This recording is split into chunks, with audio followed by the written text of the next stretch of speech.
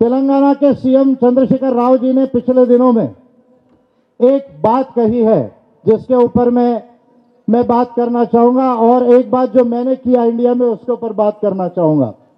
एक, चंद्रशेखर राव जी ने भारत के संविधान को टोटली नया संविधान बनाने का एक बात जो है वो पिछले महीने में जो है चंद्रशेखर राव जी ने की है। शायद मैं गलत नहीं हूं, उन्होंने इस बात को कहा। मैं स्वयं ये व्यक्ति हूं जो इस बात को मानता हूं कि संविधान में बहुत सारे अमेंडमेंट्स की जरूरत है। संविधान अच्छा है लेकिन परिपूर्ण नहीं, हमारा संविधान वीक है, उसके अंदर बहुत अमेंडमेंट्स की जरूरत है। जैसे फॉर एग्जांपल आदिवासियों के संदर्भ में यदि मैं कहूं तो भारत के संविधान ने देश के आदिवासियों को एबोरिजिनल ट्राइब नहीं माना है। भारत के संविधान ने देश के आदिवासियों को एबोरिजिनल यानी मूल निवासी इंडिजीनियस पीपल नहीं माना है।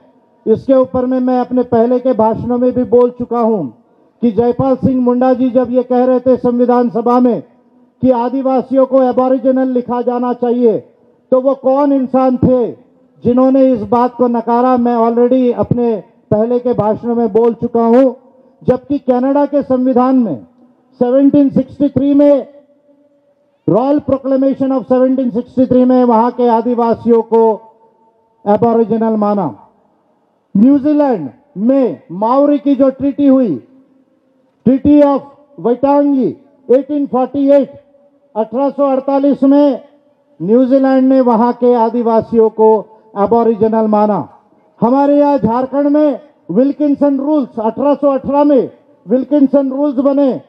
जब कोलान का आंदोलन हुआ और कोलान के जो ट्राइबल चीफ थे उन्होंने ब्रिटिश के साथ में जो है कहा कि ये तो हमारी जमीन है, हमारा जल जमीन जंगल है, ये तो हमारा एंसेस्ट्रल डोमेन है, इंडिजिनस लैंग्वेज की भाषा में मैं कह रहा हूं।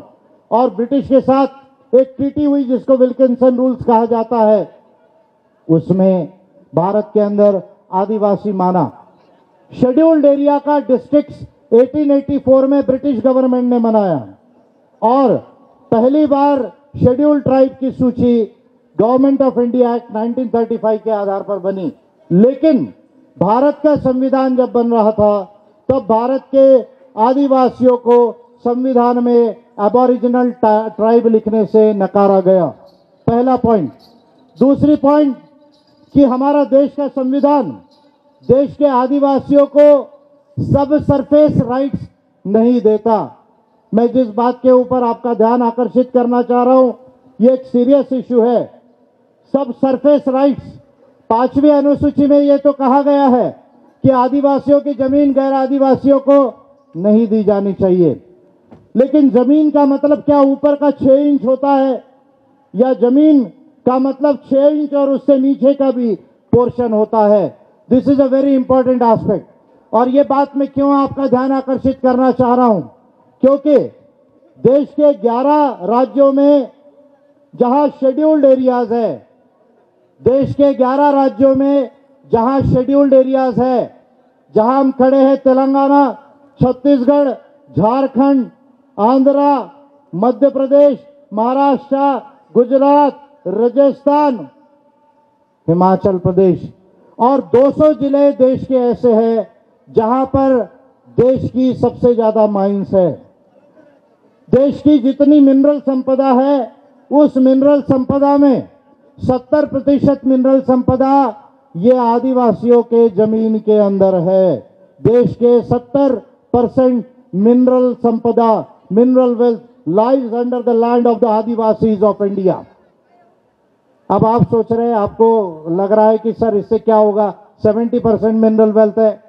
तो मैं 2007 से छत्तीसगढ़ से जब ये मूवमेंट शुरू किया, बाद में पार्टी बनी, तो मैं पहला लीडर हूं इंडिया का ये कहने वाला और इस पर काम करने वाला, जिसका मैं आपको डिटेल दूंगा कि यदि आदिवासी के जमीन के अंदर 70% अगर खनिज है और जल जमीन जंगल का मालिक ये आदिवासी है। जल जमीन जंगल का मालिक कौन है? कौन है? आपकी आवाज से नहीं लगता है मुझे। कौन है? पक्का? जल जमीन जंगल का मालिक कौन है? आदिवासी। पक्का? पक्का। तो अगर जल जमीन जंगल का मालिक आदिवासी है तो इस मिनरल में 15-20% आपको मिनरल का शेयर का राइट देने में क्या दिक्कत है? क्या दिक्कत है? क्यों देश के आदिवासियों को मिनरल राइट नहीं मिलना चाहिए? आप कह रहे होंगे कि मिनरल राइट मिलेगा तो क्या होगा? गवर्नमेंट कहती है हम आपको ये स्कीम देंगे वो स्कीम देंगे, अच्छी बात है, मैं उसके खिलाफ नहीं हूं। आप जानते हैं कितना वैल्यू है, कितनी कीमत है? 1000 लाख करोड़ रुपया। 1000 लाख करोड़ रुपया अप्रोक्सीमेशन आपको बता रहा हूं, राउंड ऑफ करके। भारत का जीडीपी आज 200 लाख करोड़ है। आदिवासियों के बेल्ट में 1000 लाख करोड़ का मिनरल है। अगर आप मान लीजिए इसका 25% भी मिल गया तो भारत के जीडीपी से ज्यादा पैसा देश के आदिवासियों के पास होगा।